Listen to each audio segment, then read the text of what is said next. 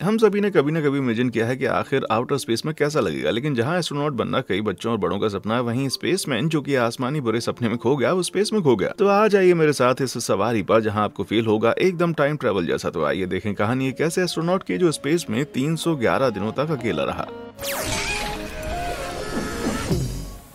Space के लिए race. हमारी कहानी की शुरुआत होती है सोवियत यूनियन से, या फिर कहें रशिया। सेर्गेई क्रिकलेव 27 अगस्त 1958 में लेनिनग्राड में पैदा हुए थे, जिसे आज सेंट पीटर्सबर्ग भी कहते हैं। जब सेर्गेई छोटे थे तभी से उन्हें सोवियत यूनियन और यूएसए के बीच के स्पेस रेस के बारे में पता था, जो कि रिजल्ट थी मिड 20th सेंचुरी के कोल्ड वॉर का। इस स्पेस रेस में अपनी अपनी टेक्नोलॉजी को दिखाया जाता था, जिसकी वजह से जिसकी टेक्नोलॉजी ज्यादा अच्छी होती थी उसको अच्छा माना जाता था। जैसे जैसे साल बीतते गए वैसे वैसे सेर्गेई अपनी आंखें तारों पर गड़ाए रहे और स्पेस को लेकर खुद ही उन्होंने रेस शुरू कर दी।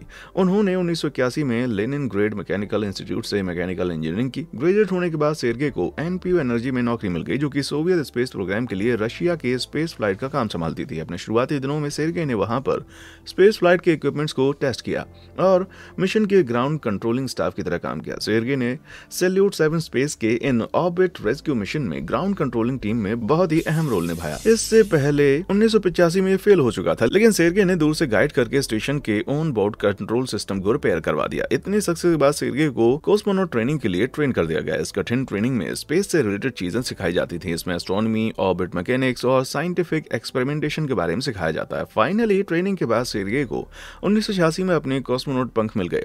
अगर आप ये सोच रहे हैं कि मैं सेर्गेई को एस्ट्रोनॉट की बजाय कॉस्मोनॉट क्यों कह रहा हूँ, तो ऐसा इसलिए है क्योंकि कॉस्मोनॉट वो लोग होते हैं जिन्हें रशिया की स्पेस एजेंसी ट्रेन करती है। उस शब्द का मतलब होता है दुनिया भर का तैराक। कूल है ना। 1988 की शुरुआत में सेर्गेई अपनी पहली स्पेस फ्लाइट की तैयारी कर रहे थे, जो कि मीर स्पेस स्टेशन से जाती है। ये उस समय का सबसे बड़ा ऑर्बिट आर्टिफिशियल स्पेस सैटेलाइट था। 1986 की 20 फरवरी को इसे लॉन्च कर दिया गया। मीर का गोल था कि वो पता लगाए कि स्पेस ट्रेवल में ह्यूमन बॉडी कैसे रिएक्ट करती है और ये अर्थ के सरफेस की साइंटिफिक स्टडी भी करना चाहता था। 1988 के 26 नवंबर को सेर्गेई का टाइम आया और वो फ्रेंच सोवियत स्पेस वेंचर के सोयूज TM7 पर मीर के लिए उड़ गए।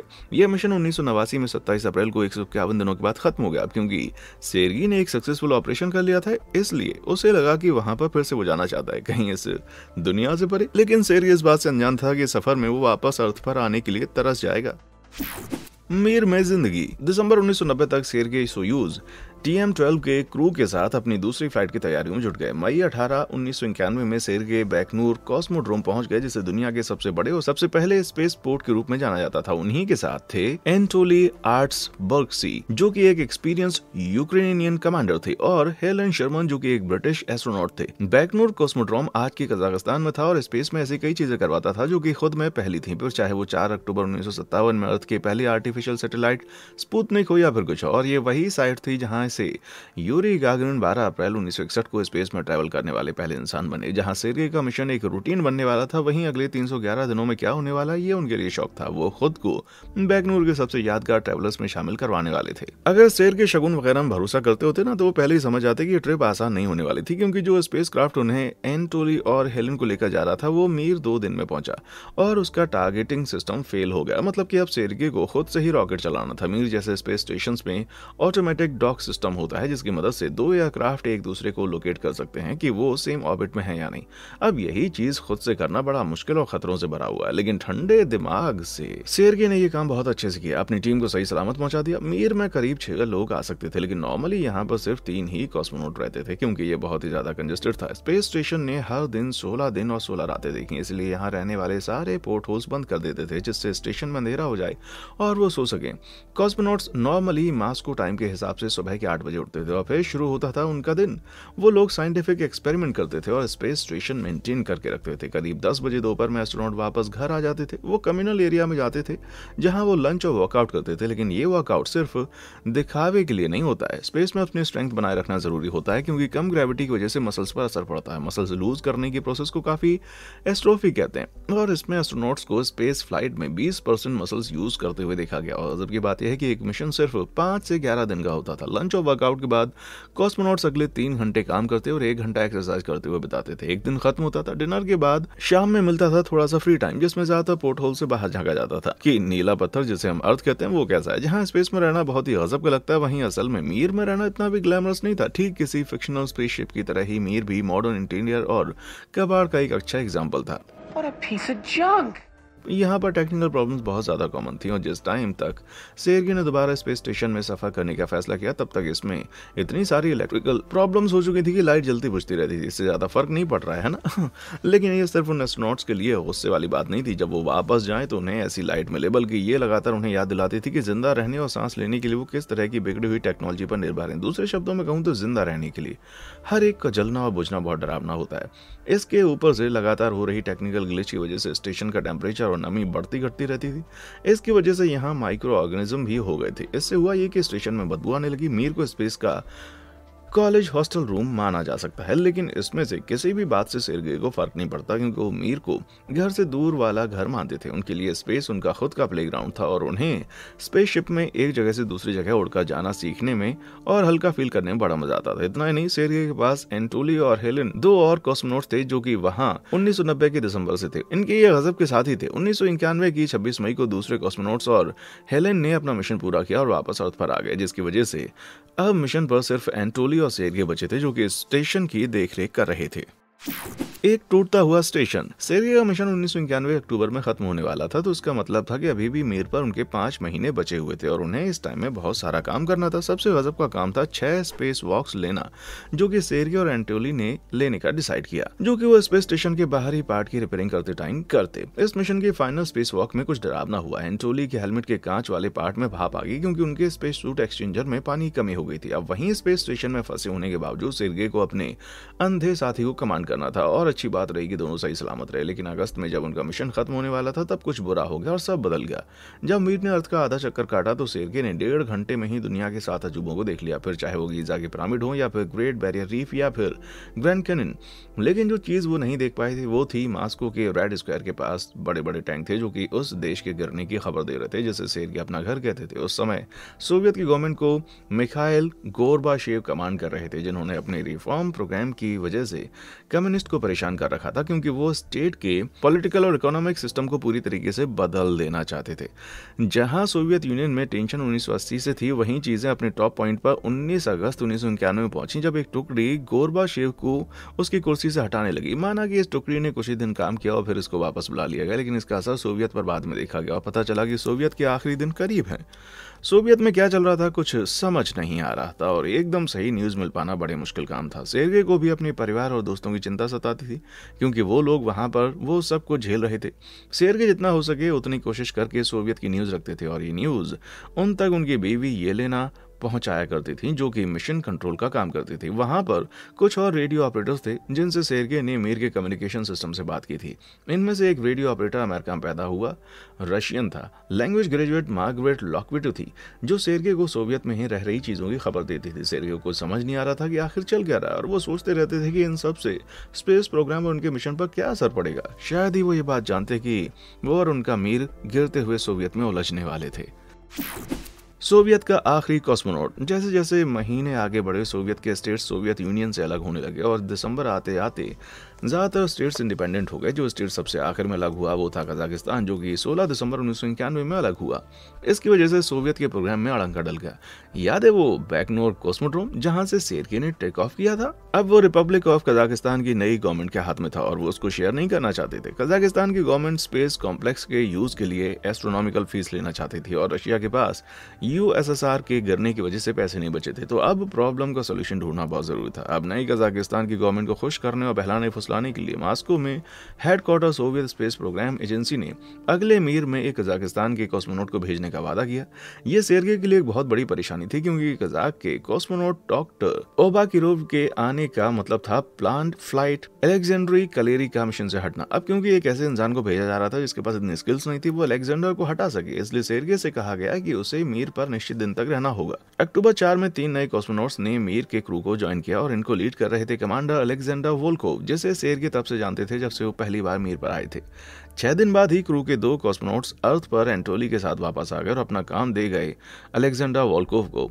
उसी साल के 26 दिसंबर तक सोवियत यूनियन के सभी स्टेट्स 15 अलग अलग रिपब्लिक्स में बट गए और साथ ही गोर्बाचेव ने भी रिजाइन कर दिया और जिस इंटरनेशनल यूनियन ने सेर्गे को स्पेस में भेजा था वो अब एग्जिस्ट नहीं कर रही थी। और इससे भी ज्यादा दुख की बात यह थी कि उसका आखिरी एस्ट्रोनॉट उनकी आखिरी प्रायोरिटी था। अब सोवियत का पासपोर्ट इनवैलिड हो गया था। सेर्गेई ने खुद को बिना स्टेट के पाया और वो जिस देश को अपना कहता था वो अब उसे बिखरते हुए ही देख सकता था। क्रिसमस डे और न्यू ईयर दोनों ही स्पेस में बिताने के बाद सेर्गेई ये सोचने लगे कि आखिर वो कभी वापस अर्थ पर जा पाएंगे या नहीं। जहां उनके साथी कॉस्मोनॉट कमांडर वोल्कोव अच्छे थे, वहीं प्रॉब्लम ये थी कि जितने लंबे टाइम तक सेर्गेई स्पेस में थे, रशिया पैसे के लिए उतना ही तरसता जा रहा था। उसके पास पैसे की इतनी कमी हो गई कि रशियन स्पेस एजेंसी के पास अर्थ से 240 मील दूर तक खाना पहुंचाने तक के पैसे नहीं थे। सेर्गेई का रिप्लेसमेंट ढूंढने की तो बात बहुत दूर की है। हिलते डुलते फ्यूचर के साथ सेर्गेई कुछ भी नहीं कर सकते थे, सिर्फ यही सोच सकते थे कि काश कोई अच्छी खबर उन तक जल्द से जल्द पहुंच जाए और उनके स्पेस में इतने लंबे समय तक रहने की वजह से उनकी हेल्थ पर कोई बुरा असर न पड़े। जहां आज भी स्पेस में लंबे समय तक रहने के साइड इफेक्ट पता नहीं चल पाए, वहीं 90s में भी ये बात पता थी कि सेर्गेई के पास इतने लंबे समय से स्पेस में रहने वालों की हेल्थ पर बुरा असर पड़ता है। पहला तो ये कि क्योंकि वो अर्थ के कंपैरिजन में सूरज के ज्यादा पास थे, इसी वजह से सेर्गेई 16 पार्टिकल्स की वजह से रेडिएशन का शिकार हो सकते थे और इसकी वजह से उनके कैटेरेक्टस कैंसर भी हो सकता था। इन सब के बावजूद एक बात जिस पर ध्यान लाना चाहिए वो ये है कि सेर्गेई के पास अर्थ पर जाने का एक ही रास्ता था, लेकिन उनके लिए उन्हें भारी कीमत चुकानी पड़ती। वहां मीर पर सोयूज कैप्सूल था जिसे इमरजेंसी के केस में अर्थ पर लौटने के लिए डिजाइन किया गया था, लेकिन यही तो प्रॉब्लम थी। सेर्गेई ही एकमात्र ऐसे कॉस्मोनॉट थे जो मीर पर बचे थे, जिन्हें यह पता था कि चीजों कैसे हैंडल करना है और कैसे मशीनरी को मेंटेन करना है, और अगर वो यहाँ से लौटने का फैसला लें तो उसका मतलब होगा स्पेस स्टेशन का हमेशा के लिए अंत। अब यहाँ लगता है कि सेर्गेई स्पेस के धमसंकट में फंस गए थे। आखिर क्या ज्यादा जरूरी था, उनका मिशन या फिर वापस घर जाना? वर्तमान से परे सेर्गेई की मेंटल और फिजिकल हेल्थ पर इस मिशन का बहुत ज्यादा बुरा असर हो रहा था, लेकिन उनकी डेडिकेशन की वजह से इतने रास्ते बंद होने के बाद भी एक छोटी सी खिड़की खुली। वो अपनी हिम्मत से अगले 3 महीने तक मीर को अकेले ही चलाते रहे, लेकिन किसी मॉन्स्टर इम्पोस्टर की तरह सेर्गेई ने अपनी आगे की जिंदगी स्पेस में तैरते हुए नहीं बताई। उनके पास मदद बस पहुंचने वाली थी। मार्च 1992 में जर्मनी ने पॉलिटिकल बार्गेनिंग के लिए रशिया को $24 मिलियन दिए, जिससे कि क्लॉस डिएट्रिक फ्लेड मीर पर जा सके और स्पेस में जाने वाला पहला जर्मन एस्ट्रोनॉट बन सके। इसका मतलब था कि अब फाइनली रशिया को सेर्गेई का रिप्लेसमेंट मिल सकता था, जो 10 महीनों से अर्थ के चक्कर काट रहा था और जिसने अभी तक अर्थ के चक्कर 5000 बार काट लिए थे। ये न्यूज पाकर सेर्गेई बहुत खुश हुए। अब उन्हें उम्मीद थी कि वो सॉलिड लैंड पर पैर रख सकेंगे और अपनी बीवी और बेटी से भी मिल सकेंगे। जर्मनी से मिले कुछ पैसों की मदद से रशिया की स्पेस एजेंसी ने कॉस्मोनॉट अलेक्जेंडर कलेरी को सेर्गेई की जगह भेजने का सोचा। 17 मार्च 1992 को सोयूज TM-14 लेक्सेंडर और क्लॉज की क्रू को लेकर वो चला गया। वो जर्मन जिसकी ट्रिप के $24 मिलियन से सेर्गेई के घर वापस आने का बंदोबस्त हुआ था, वो मीर की तरफ बैकनोर कॉस्ड्रोम से लॉन्च हुआ। नए क्रू के वहां पर पहुंचने के एक हफ्ते बाद सेर्गेई क्लॉज और कमांडर वोल्कोव के साथ वापस अर्थ पर पाए। मार्च 25, 1992 में सोयूज रॉकेट बैकनोर में लैंड किया। जैसे ही दरवाजे खुले तो वहां रॉकेट के पास भीड़ इकट्ठी हो गई और उसमें से निकले चक्कर खाते हुए दूध जैसे सफेद स्पेसमैन। उनके स्पेस सूट पर लाल सोवियत झंडा था और उसी से पास में सिलाई से लिखा हुआ था USSR, वो भी रशियन लेटर्स में। ये आखिरी सोवियत सिटीजन था। 10 महीने के मसल ट्रॉफी के बाद उनकी मदद कुछ लोगों को करनी पड़ी जिससे वो अर्थ की ग्रेविटी को संभाल सके और ऐसे ही जमीन पर उनके पैर रखवाए और ऐसे ही उन्होंने 311 दिनों में पहली बार एटमॉस्फेयर की हवा में सांस ली। उनके ऊपर एक फर कोट फेंका गया और फिर उन्होंने एक बाउल सूप का पिया। ये अपनी बेटी ओल्गा और पत्नी येलेना से मिलाने वाली आ रही फ्लाइट का उनका पहला फ्रेश फूड था। नए रशिया में इतने दिनों बाद पहुंचकर सेर्गेई को एकदम एलियन जैसा फील हुआ होगा। यहाँ तक कि उनके होम टाउन का नाम भी लेनिनग्रेड से सेंट पीटर्सबर्ग कर दिया गया था। लेकिन सिर्फ अर्थ और सोवियत पासपोर्ट की वैलिडिटी ही ऐसी चीजें नहीं थी जिनकी वजह से सेर्गेई का आउटर स्पेस में टाइम बदल गया था। हमने अभी तक स्पेस ट्रैवल के लगभग सभी फिजिकल साइड इफेक्ट देख लिए, लेकिन एक साइड इफेक्ट ऐसा भी है जिसको बताकर आप अपने दोस्तों में ज्यादा नॉलेज दिखा सकते हैं। फ्यूचर में 0.02 का टाइम ट्रैवल। जी हाँ, सेर्गेई ने टाइम ट्रैवल में सबसे बड़े लीप का रिकॉर्ड बनाया। मगर ये कैसे हो सकता है? वेल, आइंस्टीन की रिलेटिव थ्योरी के हिसाब से जिस स्पीड पर एक ऑब्जेक्ट ट्रैवल करता है और अर्थ की ग्रेविटेशनल फोर्स से जितना दूर ट्रैवल कर सकता है, उसकी वजह से उस ऑब्जेक्ट का टाइम एक्सपीरियंस करने का तरीका भी बदल जाता है। गजब का साउंड कर रहा है ना? यही प्रैक्टिकल दिमाग वाले GPS सैटेलाइट मैन्युफैक्चरर ने सोचा था। लेकिन फिर भी जब उन्होंने अपनी सैटेलाइट को, जिसमें एटॉमिक क्लॉक थी जो कि नैनो सेकंड को भी बताती थी, ऊपर भेजा तो जो कुछ भी उन्होंने देखा उसे देखकर वो चौंक गए। एक्टिवेशन के कुछ ही मिनट के बाद जब उसकी घड़ी को अर्थ की घड़ी से कंपेयर किया गया तो देखा गया कि सैटेलाइट की घड़ियां अर्थ की घड़ियों से तेज चल रही थी और इसकी वजह से GPS किसी काम का नहीं रह गया और कुछ ही घंटों में ये डिफरेंस 10 मील जितना हो गया।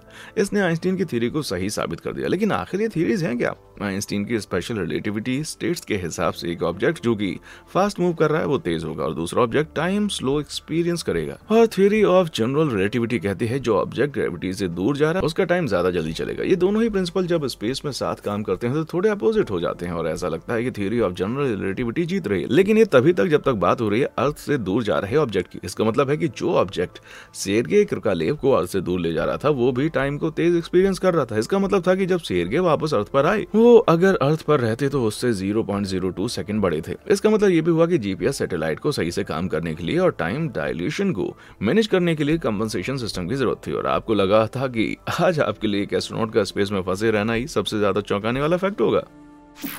आओ तुम्हें तारों पर ले जाएं। अगर आपको लगता है कि स्पेस में 311 दिन बिताना एक जिंदगी में काफी है तो आप गलत हैं, क्योंकि सेर्गेई अभी भी थके हुए नहीं हैं और वो अपना कॉस्मोनॉट करियर जारी रखने वाले थे।